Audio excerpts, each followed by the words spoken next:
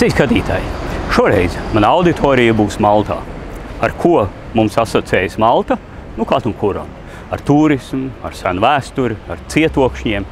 Bet es šoreiz izstāstīšu par kādu vienu nelielu niansi Maltas arhitektūrā, kas iespējams jūs pārsteigs, un pārsteidz arī mani, kādu vienu ļoti, ļoti būtisku detaļu, vienu, varētu teikt, sīkumu, un tomēr ne, no Maltas arhitektūras, un tie būs balkoni. Tātad šis būs video stāsts par balkoniem Maltā.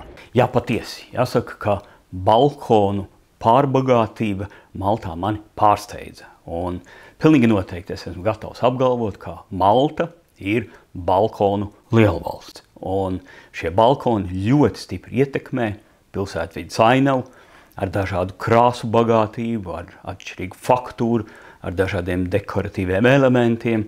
Tas dod ļoti, ļoti spēcīgu bagātību vizuālo aspektu, runājot par Maltu.